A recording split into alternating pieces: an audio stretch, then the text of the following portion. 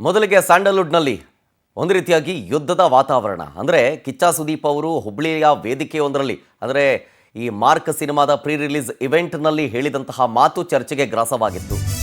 ಅದು ಇವ್ರಿಗೆ ಹೇಳಿದ್ದಾರೆ, ಅವ್ರಿಗೆ ಹೇಳಿದ್ದಾರೆ ಅಂತ ಆಯಿತು. ಅದಾದಮೇಲೆ ವಿಜಯಲಕ್ಷ್ಮಿ ಅವರೇನೋ ಬೇರೆ ಇದಕ್ಕೆ ರಿಯಾಕ್ಷನ್ ಕೊಟ್ಟಾಗ ಅದನ್ನು ಸುದೀಪ್ ಅವ್ರಿಗೆ ಹೇಳಿದ್ದಾರೆ ಅನ್ನುವಂಥ ಚರ್ಚೆ ಆಗಿತ್ತು. ಇದ್ರ ಬಗ್ಗೆ ಸುದೀಪ್ ಅವರು ಮಾತಾಡಿದ್ದಾರೆ ನಿನ್ನೆ.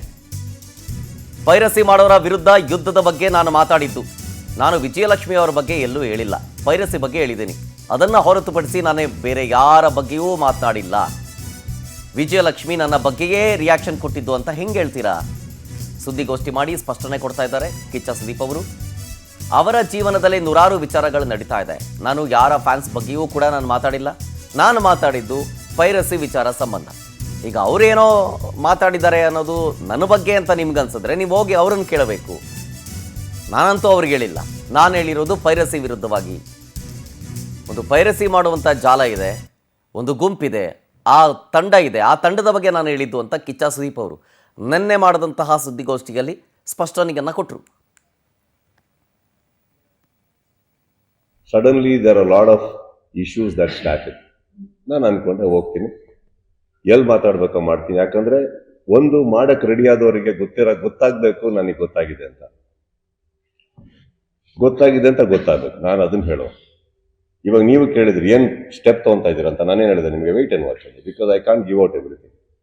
We will come. Last season ಅಲ್ಲೂ ಹಿಡಿದಿದ್ವಿ ನಾವು, ಹಿಡಿದು ಅರೆಸ್ಟ್ ಆಗಿದ್ರು, ಬಿಟ್ಟಿದ್ರು. ಈ ಸತಿ ನಾನು ಒಂದಂತೂ ಸತ್ಯ, ನಮ್ಮ ಹಿಂದೆ ನಾವು ಬರ್ತಾರೋ ಲೀಗಲ್ ಟೀಮು, ನಾವು ಯಾರನ್ನ ಇನ್ವಾಲ್ವ್ ಮಾಡ್ಕೊಂಡಿದ್ದೋ ಲೀಗಲಿ, ನಥಿಂಗ್ ಇಲ್ಲೀಗಲ್.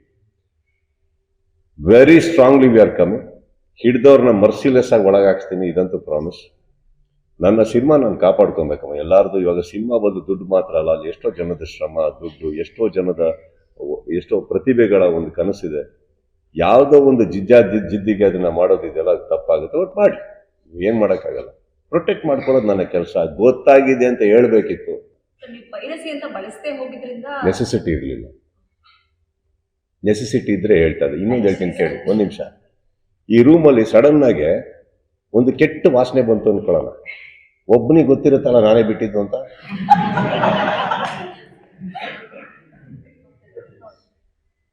ಕರೆಕ್ಟಾ? ಬಹುಶಃ ನಿಮ್ಮೆಲ್ಲರಿಗಿಂತ ಜಾಸ್ತಿ ಅವರೇ ಹಿಂಗೆ ಅನ್ಬೋದು, ನನ್ಗೆ ಗೊತ್ತಿಲ್ಲ. ಬಟ್ ನಾನು ಹೇಳ್ತಾ ಇರೋದು, ನಾನು ಯಾರಿಗೆ ಹೇಳಿದ್ನೋ ನನಗೆ ಗೊತ್ತ. ಅಲ್ಲಿಗೆ ಬಿಡ್ತೀನಿ ನಾನು, ಮಿಕ್ಕಿದ್ ನನಗೆ ಬೇಕಾಗಿಲ್ಲ. ಅಂಡ್ ಇವತ್ತೇ ನನಗೆ ಯಾರೋ ಹೇಳಿದ್ರು. ಅಂಡ್ ಇನ್ನೊಂದು ವಿಚಾರ ಗೊತ್ತಾಯ್ತು, ನಾನು ಹುಬ್ಬಳ್ಳಿಯಲ್ಲಿ ಮಾತಾಡಿದ್ದು ನೆಕ್ಸ್ಟ್ ಡೇ ಅಲ್ಲಿ ಬೆಂಕಿ ಹತ್ಕೊಂಡಿದ್ರೆ ಒಪ್ತೀನಿ. ಸೈಲೆಂಟ್ ಆಗಿತ್ತು ನೆಕ್ಸ್ಟ್ ಡೇ. ಇವತ್ತು ಬೆಳಗಿಂದ ಯಾಕೋ ನ್ಯೂಸ್ ಆಯ್ತು, ನನಗೆ ವಿಚಾರನೇ ಗೊತ್ತಿಲ್ಲ. ನ್ಯೂಸ್ ಸಿಕ್ಕುತ್ತಾ ಕೇಳಿದ್ರು ಯಾರೋ ಹಿಂಗೆ ರಿಯಾಕ್ಟ್ ಮಾಡಿದಾರಂತ. ಈಗ ನಾನೊಂದು ಪ್ರಶ್ನೆ ಕೇಳ್ತಾ ಇರೋದು, ದಯವಿಟ್ಟು ಹೋಗಿ ಅವ್ರಿಗೆ ಕೇಳ್ಕೊಂಬನ್ನಿ, ನೀವು ಯಾರಿಗೆ ಹೇಳಿದ್ದು ಅಂತ. ನಮಗೆ ಅಂತ ಹೇಳಿ ನಾನು ಅದಕ್ಕೆ ಕರೆಕ್ಟಾಗಿ ಏನು ಉತ್ತರ ಕೊಡ್ಬೇಕೋ ಕೊಡ್ತೀನಿ. ಯಾರ್ದೋ ಸ್ಟೇಟ್ಮೆಂಟಿಗೆ ನನ್ನ ಹತ್ರ ಪ್ರಶ್ನೆ ಕೇಳೋದು ತಪ್ಪಾಗ್ಬಿಡುತ್ತೆ. That means you are disrespecting me. Please ask that person who they meant. ಇವಾಗ ಅವ್ರು ಯಾರಿಗೆ ಹೇಳಿದವರ ಪಾಪ, ಅವ್ರಿಗೆ ಏನು ನೋವಿದೆಯೋ ನನಗೆ ಗೊತ್ತಿಲ್ಲ. ನನ್ನ ಬಗ್ಗೆ, ನಲ್ಪಾಡ್ ಬಗ್ಗೆ, ರಾಜಗೌಡ್ರ ಬಗ್ಗೆ ಅಂತ ನಾವ್ಯಾಕೆ ಅನ್ಕೋಬೇಕು? ಕೇಳಿ. ಇಷ್ಟು ಕ್ಯಾಮ್ರಾ ಇದೆ, ಇಷ್ಟು ತಾಕತ್ತಿದೆ. ನಾನಂತೂ ಹೇಳಿದೆ ನಾನು ಯಾರಿಗೆ ಹೇಳಿದ್ದು ಅಂತ. ಹೇಳ್ಸಿ. ನಮ್ದೇ ಅಂತ ತಗೊಂಡ್ರೆ ನಾವು 3 ಜನನೂ ಬರ್ತೀವಿ ಉತ್ತರ ಕೊಡಕ್ಕೆ. ಹೇಳ್ದೇನೆ ನಾನು ರಿಯಾಕ್ಟ್ ಮಾಡೋದು ತಪ್ಪಾಗುತ್ತೆ. ಅಂಡ್ ಇನ್ನೊಂದು, ನಾನು ಎಲ್ಲೋ ಪ್ರಾರ್ಥನೆ ಮಾಡಿ ಯಾವುದೋ ದೇವಸ್ಥಾನದಲ್ಲಿ ಗಂಟೆ ಬಾರಿಸೋದು ನಾನೇ ನಮ್ಮ ತಪ್ಪು. ಆಮೇಲೆ ಪೂಜೆ ಮಾಡಿರೋ ಕಡೆ ಪ್ರಸಾದ ತಿಂತೀನಿ, ಇಲ್ಲಿ ಪೂಜೆ ಮಾಡ್ತಾ ಇದೀನಿ, ಪ್ರಸಾದ ಇಲ್ಲಿ ಯಾಕೆ ತಿನ್ಲಿ? Answer is right there. Go and ask with due respect. ನಮಗೆ ಹೇಳಿದ್ದು ಅಂತಂದ್ರೆ ಖಂಡಿತವಾಗ್ಲೂ ಉತ್ತರ ಕೊಡ್ತೀನಿ. ಅಂಡ್ ಡೀಟೇಲ್ಸ್ ಕೊಡ್ತಾರೆ ನಮ್ಮ film bureau head Deepika phone ಸಂಪರ್ಕದಲ್ಲಿ. ದೀಪಿಕಾ, ಅವತ್ತು ಹುಬ್ಬಳ್ಳಿಯಲ್ಲಿ ನಡೆದಂತಹ ಪ್ರೀ ರಿಲೀಸ್ ಇವೆಂಟ್ನಲ್ಲಿ ಇದ್ರ ಬಗ್ಗೆ ಅಂದರೆ ಮೆನ್ಷನ್ ಮಾಡಿ ಜಸ್ಟಿಫಿಕೇಶನ್ ಕೊಟ್ಟು ಅಲ್ಲೇ ಹೇಳಿಬಿಟ್ಟಿದ್ದರೆ ಇಷ್ಟು ದೂರ ಬರ್ತಾ ಇರಲಿಲ್ಲ. ಆದರೆ ಅವರು ಈ ನೆನ್ನೆ ನಡೆದಂಥ ಪ್ರೆಸ್ ಮೀಟ್ನಲ್ಲೂ ಕೂಡ ಹೇಳಿದ್ರು ನೆಸೆಸಿಟಿ ಇರಲಿಲ್ಲ ಅಂತ. ಈ ಪೈರಸಿ ಬಗ್ಗೆನೇ ಎಕ್ಸಾಕ್ಟಾಗಿ ನಾವು ನೆಸೆಸಿಟಿ ಇರಲಿಲ್ಲ ಹೇಳೋದು ಅಂತ ಹೇಳಿದರು. ಮೋಸ್ಟ್ ಪ್ರಾಬಬ್ಲಿ ಅವತ್ತೇ ಪೈರಸಿ ಬಗ್ಗೆ ಅಂತ ಹೇಳಿಬಿಟ್ಟಿದ್ರೆ ಇಷ್ಟು ದೂರ ಬರ್ತಿರ್ಲಿಲ್ವಾ ಅಂತ ಅನ್ಸುತ್ತೆ. ನಿನ್ನೆ ಆದಂಥ ಸುದ್ದಿಗೋಷ್ಠಿಯಲ್ಲಿ ಏನೇನಾಯಿತು? ಹೌದು.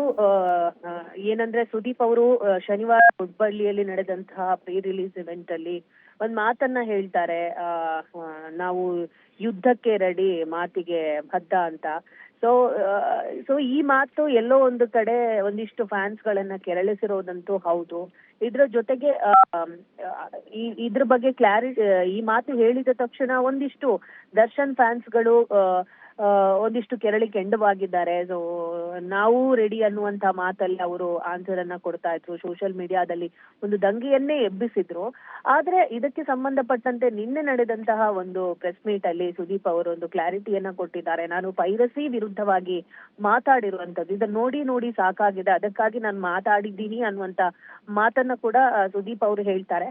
ಆದ್ರೆ ಎಲ್ಲೋ ಒಂದು ಕಡೆ ಈ ಹೇಳಿಕೆ ಸರಿ ಇಲ್ಲ ಅಂತ ಅನಿಸ್ತಿದೆ. ಯಾಕಂದ್ರೆ ಸುದೀಪ್ ಅವರಿಗೆ ನಿಜವಾಗ್ಲೂ ಪೈರಸಿ ಮೇಲೆನೆ ಹೇಳ್ಬೇಕು ಅಂತಿದ್ರೆ ಹುಬ್ಬಳ್ಳಿಯ ಆ ವೇದಿಕೆ, ಅಷ್ಟು ಜನಸಾಗರ ಇರುವಂತಹ ವೇದಿಕೆಯಲ್ಲಿ ಪೈರಸಿ ಅನ್ನುವಂತ ಪದವನ್ನ ಬಳಸಬಹುದಿತ್ತು. ಅದ್ ಯಾಕೆ ಬಳಸಿಲ್ಲ ಅನ್ನುವಂಥದ್ದೇ ಒಂದಿಷ್ಟು ಪ್ರಶ್ನೆ.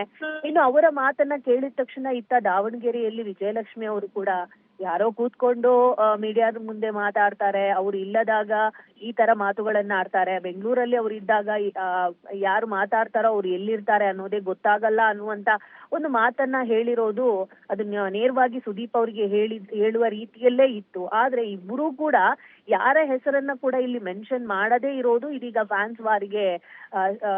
ಫ್ಯಾನ್ಸ್ ವಾರ್ ಸೃಷ್ಟಿ ಆಗಕ್ಕೆ ಕಾರಣ ಆಗಿದೆ. ಯಾಕಂದ್ರೆ ಒಂದು ಕಡೆ ಸುದೀಪ್ ಫ್ಯಾನ್ಸ್ಗಳು ದರ್ಶನ್ ಫ್ಯಾನ್ಸ್ಗಳ ವಿರುದ್ಧ ಧ್ವನಿ ಎತ್ತಿದ್ರೆ, ಇತ್ತ ದರ್ಶನ್ ಫ್ಯಾನ್ಸ್ಗಳು ಸುದೀಪ್ ಫ್ಯಾನ್ಸ್ಗಳ ವಿರುದ್ಧ ಧ್ವನಿ ಎತ್ತುತ್ತಿದ್ದಾರೆ. ಒಂದ್ ಕಡೆ ಎರಡೂ ಬಣಗಳ ನಡುವೆ ಒಂದು ದೊಡ್ಡ ರೀತಿಯಲ್ಲೇ ಸಾಮಾಜಿಕ ಜಾಲತಾಣದಲ್ಲಿ ಯುದ್ಧ ಆಗ್ತಾ ಇದೆ. ಇದಕ್ಕೆಲ್ಲ ಕಾರಣ ಸುದೀಪ್ ಅವರು ಆಡಿರುವಂತ ಆ ಒಂದು ಮಾತು.